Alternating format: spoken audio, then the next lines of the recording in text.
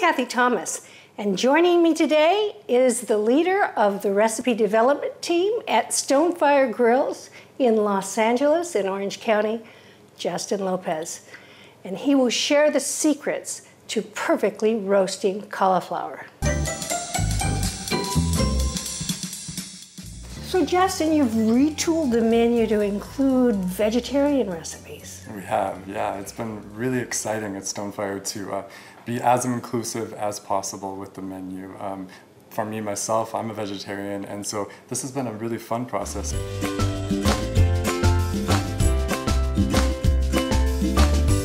I can hardly wait to see this cauliflower dish. Yeah, so we're gonna start with a whole head of cauliflower.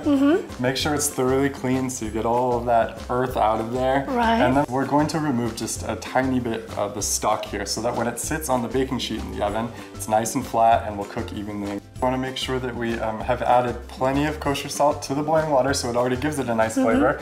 And we're gonna let it cook in the water for about 10 minutes. Okay. Once we get it cooled and on the baking sheet, we're going to add about 2 to 3 ounces of extra virgin olive oil to the top of this.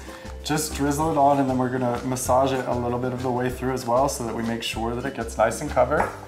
A couple pinches of kosher salt to the top of this. Great, and I've got the oven preheated to 375 degrees. That's right. Now we're gonna put this baby in, and when we take it out, it's gonna be beautifully browned. Yep.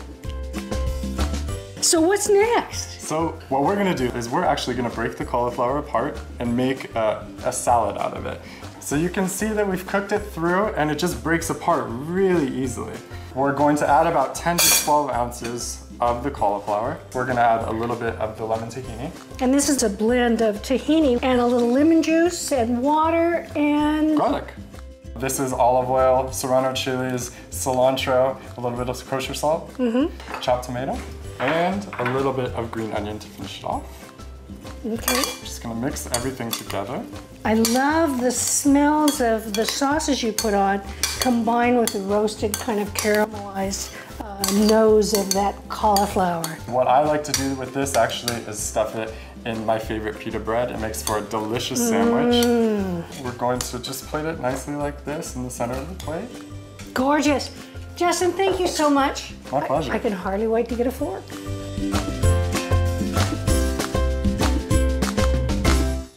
Here's a quick tip from Melissa's. I love to add a little spark and flavors to melon, a little spicy heat, a little sweetness, and some mint.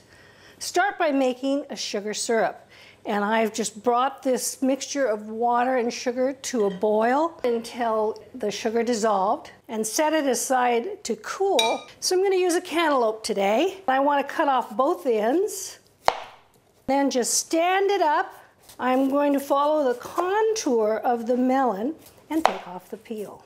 And then we wanna cut it in half from top to bottom and scoop out the seeds and the membranes. I'm going to cut this into narrow wedges for the sauce. Sugar syrup, in goes 1/4 cup of fresh lime juice, some chopped fresh mint, some red bell pepper, and then some chopped serrano. Let's give this a stir.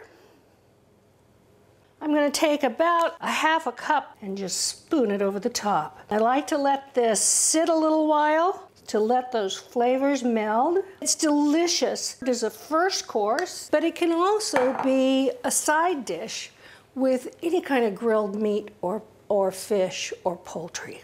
You can use watermelon, you can use honeydew, whatever looks good. The fruit and vegetable aisles are filled with so much potential. Try something new, have an adventure.